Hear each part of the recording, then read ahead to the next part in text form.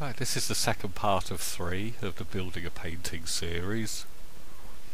As you can see, it's a large canvas, and it's called Building a Painting because that's really what the process is. It's construction, just layer upon layer, and yeah, we'll see what we get at the end. At the moment, doing some more blocking in.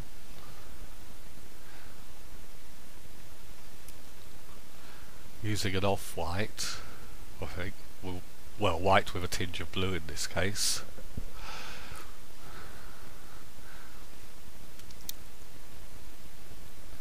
At the moment, it's a matter of getting all these shapes and all the colours to work together. We're quite a long way off the finished article, but the 6 main figures are pretty clear now, and their relationship to the background is becoming clearer as we go, I hope. So again, as I've already said, a lot of the time spent on a work like this is spent thinking in terms of negative space. So rather than the figures, it's the shapes that they form between them and with different parts of their bodies.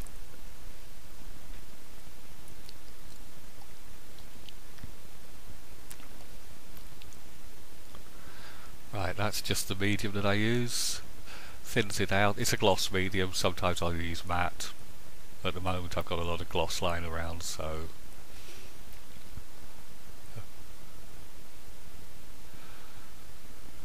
by this stage I've got a pretty good idea what I'm going to do with the top, the main elements, and the one thing I really don't know is how I'm going to do the faces. I can't really get away with leaving them blank on this scale. I did with the study, the painting I'm working off, but that was much smaller. That was only about 2 feet across, and I didn't want to overemphasize the faces, but I don't think I'll be able to do that here. I'll have to do something, and probably something simplified, but the key is to do something simplified that doesn't look too cartoony. That's going to be a real challenge, which I'll avoid until right to the end. At the moment, blocking in with a yellow. If I remember right, it's a mixture of primary and cadmium, so it's just slightly brighter than a primary yellow. But using it as a glaze over the blues here to give this green tone, and start defining the top of the painting sort of rhythmically with vertical strokes and shapes.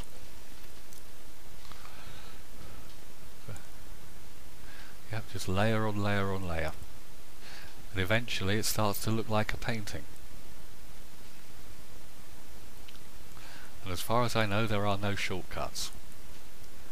So the next time you look at a painting that looks abstract, think of the work that might have actually gone into it. Now here, that was a bit of work on a negative space to define the arm. And again here, bringing these 2 figures out a bit more.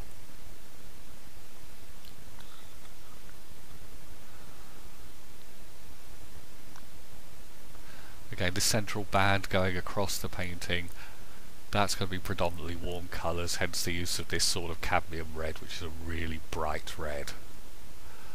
I love it, and I'm very inclined to overuse it.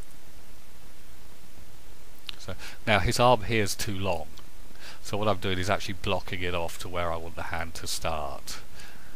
I haven't actually thought about how I'm going to do the hand yet, but it's just a matter of shrinking that arm, because it's a very strong diagonal. And the problem with very strong diagonals is they can shoot the eye right out of a painting very quickly. Composition's all about balance.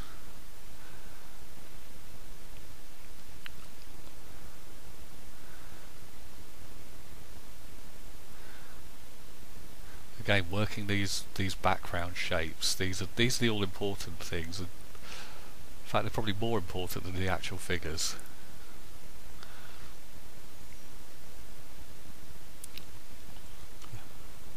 Yep. Said before, my head is making a better door than a window. Have to try and correct that before the next painting. But it's pretty easy to see what I'm doing here. A lot of cadmium red around this figure on the far right. So now it's really beginning to get some shape to it.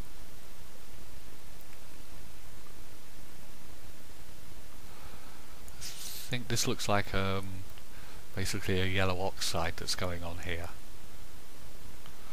There we go. Lose the end of that arm altogether. Now I can look at it and see what to do in terms of a hand.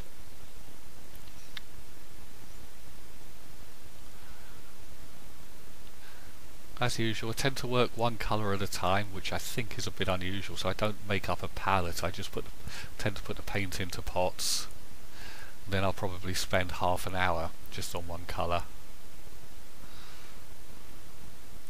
And it tends to keep the paintings uniform. So if I approach a canvas, I'm in a very different mood and I go to do a different part, I don't get the problem of it not quite matching. That's the thing with a painting on this scale, it's seeing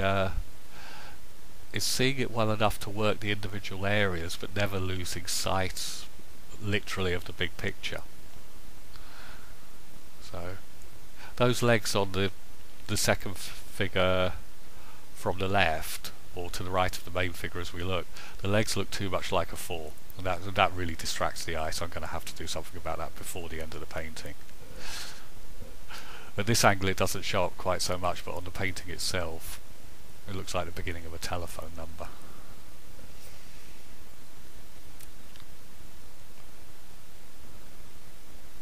Again, this is a very dilute cyan blue, so whatever's underneath it will show through. It gives the picture a bit more uniformity than it had before.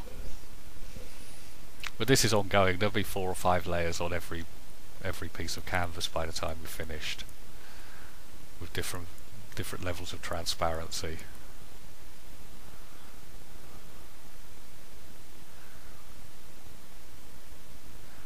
So they're just bringing out the hand and the arm of the figure to the right. There's a bit of attention for these parts down the bottom that are still actually showing the original covering. Right. Now it's making sense on more levels. It's actually beginning to look cohesive now, as if it's meant to be the same painting, which is a good thing. This is how the process goes. It gradually gets tighter and tighter as it's painted more and more.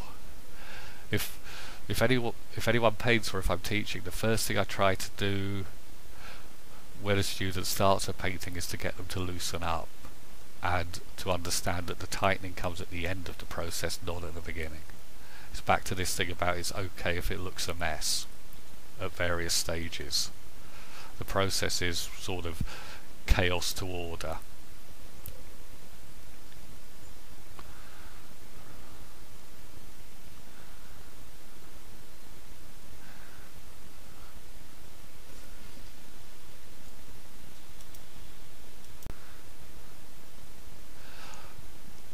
Now what I'm doing is putting on a transparent layer of burnt umber, which is a brown, to start to define these shapes a little more.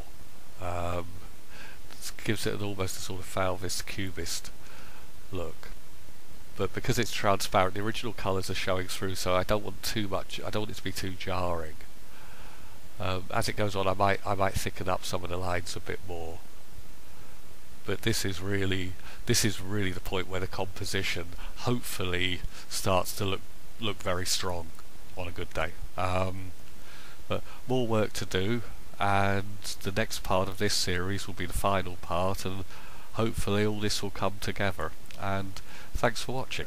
Thanks a lot.